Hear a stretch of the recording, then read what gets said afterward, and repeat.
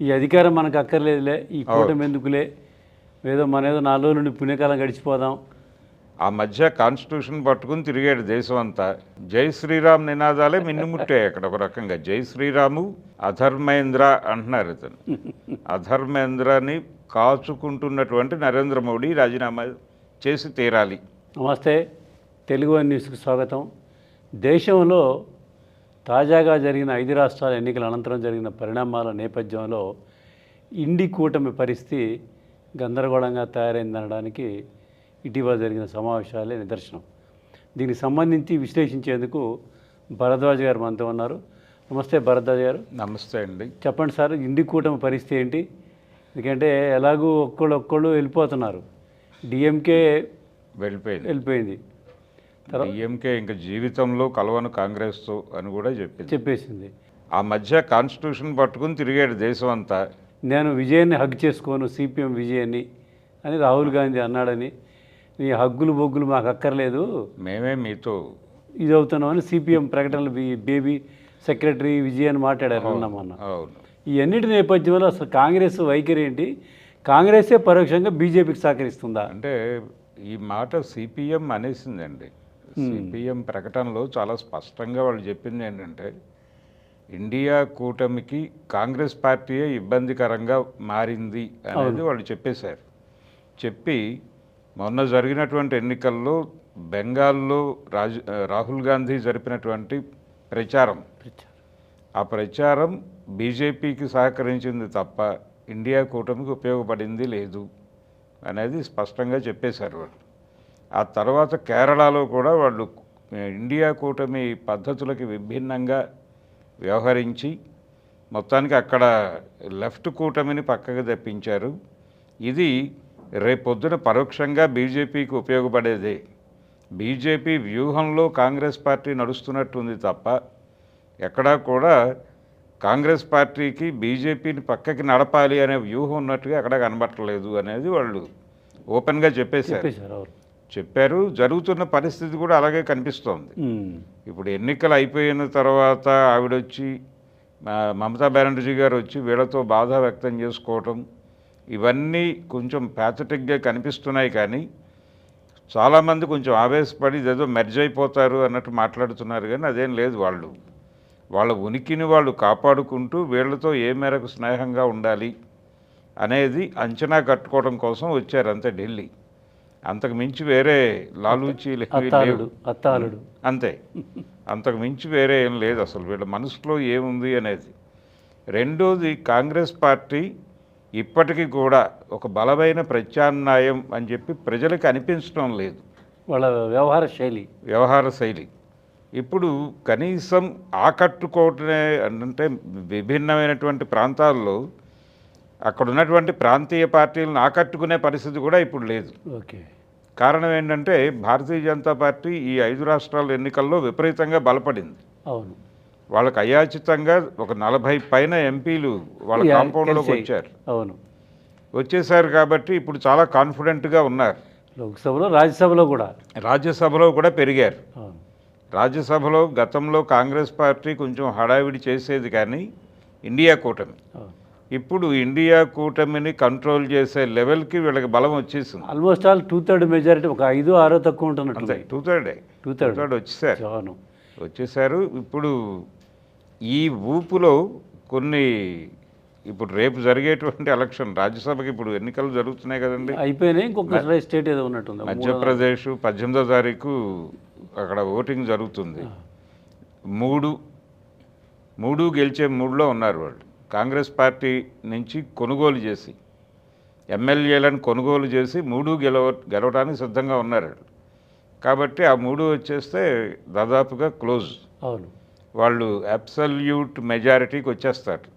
ఇక వాళ్ళు ఆడిందే ఆట, పాడిందే పాట అంతే. ఇంకా అందుకే కాన్ఫిడెంట్గా వాళ్ళు మాట చెప్పారు, డీలిమిటేషన్ ఇప్పుడు తీసుకొస్తాం, రేపు వర్షాకాల సమావేశాల్లో డీలిమిటేషన్ పట్టుకొచ్చేస్తాం, ఆ తర్వాత చూసుకుందాం అనే పరిస్థితికి వెళ్ళిపోయారు. కాబట్టి అసలు ఇంత ఊపు రావడానికి ఇండియా కూటమి ఇచ్చినటువంటి సహకారం, పర్టికులర్గా కాంగ్రెస్ పార్టీ ఇచ్చిన సహకారమే కారణం అనేది ఇండియా కూటమిలో ఉన్నటువంటి అన్ని పార్టీల్లోనూ ఉంది. అంటే ఇంటర్నల్గా గొడవలు ఉన్నాయి. ఆప్తో ఒక రకమైన గొడవ, అవును. అలాగే తృణమూల్ కాంగ్రెస్తో ఇంకొక రకమైన గొడవ, సిపిఎంతో ఇంకొక రకమైన గొడవ పెట్టేసుకుని 3 ప్రభావవంతమైనటువంటి పార్టీలు 3 ప్రాంతాల్లో బలంగా ప్రాతినిధ్యం వహిస్తున్నాయి. వచ్చే సంవత్సరం జరగబోయే పంజాబ్ ఎలక్షన్లో కూడా పరిస్థితి ఏంటో అర్థం కావట్లేదు. అంటే వాళ్ళు పంజాబ్లో సీరియస్గానే పాగా వేద్దాం అనుకుంటున్నారు బీజేపీ వాళ్ళు. వాళ్ళకి కలిసి వచ్చే అంశంగా వాళ్ళు చూస్తుంది ఏంటంటే బార్డర్ గొడవలు ఉన్నాయి అక్కడ పాకిస్తాన్తో. దాన్ని కొంచెం రెచ్చగొట్టి అక్కడ ఓట్ బ్యాంక్ పెంచుకునే పరిస్థితుల్లో ఉన్నారు. దాన్ని అడ్డుకోవడానికి వీళ్ళ దగ్గర ప్రోగ్రామ్ ఏం లేదు. అక్కడ బలమైన నాయకుడిని కూడా ఎవరిని ప్రొజెక్ట్ చేయట్లేదు. ఆ దిశగా వాళ్ళ ప్రయత్నాలే కనిపించట్లేదండి, ఎక్కడా లేవు. మనం ఉత్తరాది రాష్ట్రాలకు తిరుగుతున్నాం కానీ పంజాబ్ దాకా, ఆంధ్రప్రదేశ్లో బలమైన నాయకుడిని పెట్టాలని ఇప్పటిదాకా ఎందుకు అనుకోవట్లేదు వాళ్ళు? ఎన్నికలు దగ్గర పడుతున్నాయి, అక్కడ ఎంపీ స్థానాలు బాగానే ఉన్నాయి కదా, రేపు డీలిమిటేషన్లో ఇంకో 13 పెరుగుతున్నాయి. కాబట్టి కొంచెం కాన్సన్ట్రేట్ చేయాలి కదా. కాన్సన్ట్రేషన్ లేదు, ఒక ప్రాపర్ లీడర్షిప్ లేదు, రోజు ఆఫీస్లో యాక్టివిటీ లేదు, దాని గురించిన సమీక్ష లేదు. పార్టీలో మెంబర్స్గా ఉన్నవాళ్ళు ఎవరు పార్టీ ఆఫీస్కి వెళ్ళని పరిస్థితి ఉంది అక్కడ. తెలంగాణలో కూడా ఇది ఒక రకమైన ఫ్రాంచైజీ గొడవ. అవును. ఈ ఫ్రాంచైజీ గొడవలో ఆయనకి ఇన్వాల్వ్మెంట్ లేదు, రాహుల్ గాంధీకి. ఇక్కడ ఆయన అనుకున్నవి ఏవి జరగవు, ఈయన అనుకున్నవి మాత్రమే జరుగుతాయి. ఈ పరిస్థితుల్లో చాలామంది డిప్రెషన్లోకి వెళ్ళిపోయి పక్కన ఉంటున్నారు, ఇళ్ళకి పరిమితం అయిపోతున్నారు చాలామంది నాయకులు కాంగ్రెస్ పార్టీ తెలంగాణలో. ఈ కండిషన్లో పార్టీని పెట్టుకుని, పైగా ఇక్కడ ఈ నాయకుడు వీళ్ళతో ట్రావెల్ అవుతాడా ఇంకెవరితోనన్నా ట్రావెల్ అవుతాడా అనేది గొడవ. వాళ్ళు కాసుకొని కూర్చున్నారు అవతల పార్టీ వాళ్ళు. అదే వాళ్ళు బీజేపీ రెడీగా ఉంది, ఏ క్షణమైనా సరే నువ్వు దీపం వెలిగించు వచ్చేయి అని చెప్తున్నారు వాళ్ళు. కాబట్టి ఈ మొత్తం పరిస్థితుల్ని అంచనా కట్టి దేశం వ్యాప్తంగా మనం ఒక ప్రత్యామ్నాయంగా కనిపించాలి. నిజానికి 2014 ఎన్నికలకి ముందు దేశం మొత్తం మోడీ ఎట్టి పరిస్థితుల్లోనూ రావాలి అనే ఒక మూడ్ కనిపించింది జనాలు. పర్టికులర్గా మిడిల్ క్లాస్లో విపరీతంగా మోడీ పేరు వినిపించింది. అటువంటి ఒక వేవ్ క్రియేట్ చేశారు. ఇప్పుడు కూడా నిరుద్యోగం బలంగా ఉంది. ఇప్పుడు దేశవ్యాప్తంగా నిరుద్యోగం ఉంది, వాళ్ళు అసంతృప్తి ఉంది, రోడ్ల మీదకి వస్తున్నారు, ఉద్యోగాలు లేవు, విదేశాలకు వెళ్ళే అవకాశము లేదు, విదేశీ ఉద్యోగ అవకాశాలు కొడిగట్టిపోయినటువంటి పరిస్థితి. అవకాశం మీరు చెప్పిన ఉదాహరణ నిన్న జరిగింది జంజీ, ఇక్కడ మన కాక్రోచ్ పార్టీ వాళ్ళు కాక్రోచ్ ధర్నాకి దాదాపు 3 నుంచి 4 వేల మంది వచ్చారు, హాజరయ్యారు. కాంగ్రెస్ సంబంధించిన వాళ్ళు ఎవరు మనకి ఇక్కడ కనిపించిన దాఖలాలు లేవు. కాంగ్రెస్ పార్టీ అంటే కుర్రాళ్ళు కనిపించారండి, కాంగ్రెస్ జెండాలు పట్టుకుని కనిపించారు, కానీ అది చాలా తక్కువ. హడావుడి మాత్రం వాళ్ళది ఎక్కువైంది. వాళ్ళదే అంటే జై శ్రీరామ్ నినాదాలే మిన్నుముట్టాయి అక్కడ ఒక రకంగా. జై శ్రీరాము, అలాగే భారత్ మాతాకి జై. అయితే భారత్ మాతాకి జై అనే నినాదం రాగానే జై తెలంగాణ నినాదాలు కూడా ఊపందుకున్నాయి. ఊపందుకోవడంతో అది మళ్ళీ ఆగింది, అది కొంచెం తగ్గింది. కానీ ఒక 2-3 సార్లు మాత్రం జై శ్రీరామ్ నినాదం విన్నాను నేను. ఎందుకంటున్నానంటే ఇది ఈ కాక్రోచ్ మూమెంట్కి సంబంధించి ఢిల్లీలో కూడా left organisations, students organisations involve అయ్యాయి తప్ప కనపడలా. ఎన్ఎస్యుఏ నుంచి లేదు. అంటే ఇంత పెద్ద అసంతృప్తి, ఇంత పెద్ద ఇది జరుగుతుంటే కూడా వాళ్ళు తమకేమి పట్టనట్లు వ్యవహరిస్తున్నారు కాంగ్రెస్. అంటే పిలుపు ఎవరిచ్చినప్పటికీ యువత కదులుతోంది. యువత కదులుతోంది. నిన్న అక్కడికి వచ్చిన వాళ్ళు మీడియా ముందు మాట్లాడింది కానివ్వండి, లేకపోతే అక్కడ రోడ్ల మీద రాసేస్తున్నారు వాళ్ళు చాక్ పీసులు తీసుకుని. అంటే ఆ లెవెల్ అసంతృప్తి ఉంది. ఇమ్మీడియట్గా ఇప్పుడు ధర్మేంద్ర ప్రధాన్ మీద కూడా కాదు వాళ్ళు దాని మోడీకి పెట్టేస్తారు. మోడీ రిజైన్ చేయాలి, అధర్మేంద్ర అంటున్నారు ఇతను. అధర్మేంద్రని కాచుకుంటున్నటువంటి నరేంద్ర మోడీ రాజీనామా చేసి తీరాలి, ఇది డిమాండ్. కాబట్టి దీన్ని పట్టుకోవడానికి ఏ ప్రయత్నము జరగట్లేదు. ఇది పెరిగే పరిస్థితి కనిపిస్తోంది. వాళ్ళు నెమ్మదిగా, నిన్న నాకు అర్థమైంది ఏపీలో కూడా ఒకటి జరిగే ఛాన్స్ ఉంది, ఐదర్ వైజాగ్ ఆర్ విజయవాడ. ఒక ఆలోచన ఏదో కనిపిస్తోంది. ఇది ఎక్స్పాండ్ అవుతుంది. ఎక్స్పాండ్ అవుతుంది, ఎక్కడికక్కడ ఓన్ చేసుకుంటున్నారు. అంటే ఏపీ నుంచి వచ్చారు కొంతమంది, మ్హూ. వచ్చి వాళ్ళు ఇక్కడ నుంచి ఒక లైట్ తీసుకెళ్ళి అక్కడ వేద్దామని చూస్తున్నారు. సో ఇది ఈ నిరుద్యోగం అనేది ఒక బర్డన్గా మారే పరిస్థితి అయితే ఉంది మోడీ ప్రభుత్వానికి. మిగిలిన వాటికంటే కూడా ఇప్పుడు రైతులు అన్రెస్ట్తో ఉన్నారు. రైతుల్లో 2 రకాల సమస్యలు. వ్యవసాయం చేస్తున్న వాళ్ళు సంతృప్తిగా లేరు, ధరలు రావడం లేదు, కొనుగోళ్ళు ప్రాపర్గా జరగటం లేదు దేశవ్యాప్తంగానే, అదొక గొడవ. దాంతోపాటు ఈ భూములు తీసేసుకోవటం, కార్పొరేట్ సోషలిజం అనే ప్యాటర్న్లోకి తీసుకురావడంతో అదొక కన్ఫ్యూజన్ ఉంది. నిజంగానే మనం ఫలవంతమైన జీవితాలు వస్తాయా, లేకపోతే నష్టపోతామా, నిర్వాసితులుగా మారతామా అనే భయం ఉంది. ఇప్పుడు ఇన్ని సమస్యలు ఇన్ని బయటికి వినపడుతున్నాయి మనకి. కాంగ్రెస్ పార్టీ మౌనంగా అంటే ఈ మనకెందుకులే, ఈ అధికారం మనకు అక్కర్లేదులే, ఈ కూటమి ఎందుకులే, ఏదో 4 రోజుల నుండి పుణ్యకాలం గడిచిపోదాం అనే ఇదే, లేకపోతే బీజేపీని తట్టుకోలేక నిశ్చేష్టై కూర్చుంటున్నారంటారా? లేదండి, ఆ ఫైటింగ్ స్పిరిట్ కనబట్టలేదు దానిలో. ఇప్పుడు ఆయన అడపా ఒకసారి ఆయనకి కొత్తగా అనిపించిన విషయం మీద ఏదో హడావిడి చేస్తున్నాడు, కానీ ఆ మధ్య కాన్స్టిట్యూషన్ పట్టుకుని తిరిగాడు దేశం అంతా. అవును, ఆ రాజ్యాంగంలో ఏముంది, ఏం జరుగుతోంది అనేది మీరు క్యాంపెయిన్ చేయించాలిగా మీ లోకల్ వీటితో, యూనిట్స్ తోటి. ప్రతి రాష్ట్రంలోనూ మీకు యూనిట్ ఉంది, వాళ్ళ యాక్టివిటీ ఏమిటనే దాని మీద కనీసం మానిటరింగ్ ఉందా? కాంగ్రెస్ పార్టీ జాతీయ నాయకత్వానికి లేదు కదా. ఎక్కడ ఏం జరుగుతోందో వాళ్ళకి ప్రాపర్గా తెలియదు, పట్టించుకునే శ్రద్ధ లేదు. గతంలో ఉండేది. పైగా ఇన్ఛార్జీలు కూడా డమ్మీలుగా మారారు. ఇప్పుడు ఇన్ఛార్జీలుగా నియమిస్తున్నారు, కానీ యథారాజా తదా ప్రజ, అంతే. రాజు ఎలాగుండో వీళ్ళు కూడా అంతే తయారయ్యారు. ఇప్పుడు నిన్న మొన్న చూసాం ఇక్కడ ఇన్ఛార్జ్ పరిస్థితి. అవును, ఆవిడ నానా కష్టాలు పడి చివరికి ఎటు చేరని పరిస్థితి. అది ఓపెన్గా బీజేపీ కాన్స్పిరసీ, వాళ్ళు 3 కొట్టేయాలని డిసైడ్ అయ్యారు, కొట్టేశారు, అయిపోయింది స్టోరీ. కాబట్టి కాంగ్రెస్ పార్టీని వాళ్ళు లోపల నుంచి ఆపరేట్ చేస్తున్నారు అనేది వాస్తవం. అందుకని ఇండియా కూటమి కాంగ్రెస్ పార్టీ మీద డిపెండ్ అయితే కష్టం.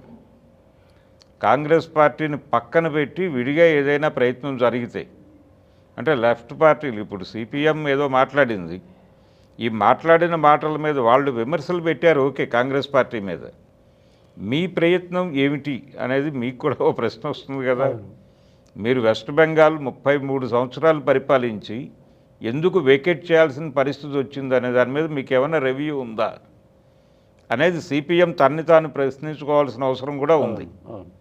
అలాగే కేరళలో కూడా పినరయి ఎందుకు ఓడిపోవాల్సి వచ్చింది ఆ స్థాయిలో అనే దాని మీద ఒక ప్రాపర్ రివ్యూ ప్రజల ముందు పెట్టాల్సిన అవసరం ఉంది. మీరు రివ్యూ చేసుకొని మీ దగ్గర పెట్టుకోవడం కాదు, పబ్లిక్లోకి రావాల్సిన అవసరం అయితే సీరియస్గా ఉంది. దానికి సంబంధించి త్రిపుర ఏమైంది, ఇవన్నీ రివ్యూ చేసుకుంటూ వెళ్ళాలి, ప్రజలకు వివరించాల్సిన అవసరం ఉంది. అంటే వాళ్ళు కొనేశారా, లేకపోతే మీరు మీ దగ్గర నుంచి ఎవరైనా అమ్ముడిపోయారా? అమ్మకం కొనుగోలు అనేది అయితే జరుగుతోంది రాజకీయాల్లో చాలా స్పష్టంగా. ఎక్కడ చూసా బెంగాల్లో రితవ్రత బెనర్జీ ఎవరున్నారు అపోజిషన్ లీడర్ అసెంబ్లీలో, అవును, అతను ఒకప్పుడు సిపిఎం రాజ్యసభ సభ్యుడట. రాజ్యసభ సభ్యుడైతే వాళ్ళు ఇదే రాజ్యసభ అతను టర్మ్ అయిపోగానే వెళ్ళిపోయి తృణమూల్లో చేరిపోయాడు. అంతే, తృణమూల్ నుంచి వయా ఇప్పుడు బీజేపీ. అంటే గ్రాస్ రూట్ లెవెల్లోనే కొనుగోళ్లు జరిగాయండి. అంటే ఈ మొత్తం పరిస్థితి చూస్తే ఈ ఒకే దేశం, ఒకే రాజ్యాంగం, ఒకే రాజ్యాంగం లేదు, రాజ్యాంగం కూడా మారుతుంది. అదేం చెప్తున్నా, ఈ ఒకే దేశం ఒకే ఎన్నిక పోయి ఒకే పార్టీకి అవతరించే పరిస్థితి. ఒకే దేశం, ఒకే పార్టీ, ఒకే దేశం, ఒకే మతం, ఈ లెవెల్లో వెళుతోంది. అంతా ఒకే సింగిల్ ఏకీకృతం. అంటే 90 దశకం ప్రారంభం కంటే కూడా చాలామంది 90 దశకం నుంచి వీళ్ళ రైజ్ అంటారు, కానీ నిజానికి 80 దశకం ప్రారంభంలోనే అద్వానీ గారు ఏకాత్మతా యజ్ఞం అని చేశాడు. ఏకాత్మతా యజ్ఞం అని ఆయన ఊరూరు తిరిగాడు. తిరిగి ప్రతి ఊళ్ళోనూ గంగాజలం, ఆ మీటింగ్కి వచ్చిన వాళ్ళందరికీ గంగాజలం పోసేవారు. పోసి హిందూ మతం ప్రమాదంలో ఉందని ఆయన మాట్లాడేవాడు వేదిక మీద నుంచి. అదేంటంటే ఏకాత్మ అనటంలోనే వాళ్ళ programme Hindu vote bank consolidation. అందుకోసం ఏకాత్మ అంటున్నాడు ఆయన. ఒకటే ఆత్మ, మనందరం ఒకటే ఆత్మ అవుదాం. ఇప్పుడు అదే చెప్తున్నారు, ఒకటే పార్టీ అని. పరిస్థితులు కూడా అలా అనుకూలిస్తున్నాయి వాళ్ళకి. ఒకే దేశం, ఒకే పార్టీ, ఒకే దేశం. ఇప్పుడు ఏ పార్టీనైనా తీసుకోండి మీరు, ఏ సిపిఎం సిపిఐలతో సహా ప్రతి పార్టీ మీద వాళ్ళ ఇన్ఫ్లుయెన్స్ భయం రూపంలోనో లేకపోతే ఇంకో రూపంలోనో కనిపిస్తోంది. భారతీయ జనతా పార్టీ విధానాల మీద చర్చ జరగని పార్టీ ఆఫీస్ లేదు ఇప్పుడు దేశవ్యాప్తంగా. పాజిటివ్ ఆర్ నెగిటివ్ ఏదో ఒకటి మాట్లాడుకుంటున్నారు బీజేపీ గురించి. ఇంత భయాందోళనలు కలిగించగలిగిన పార్టీ అది.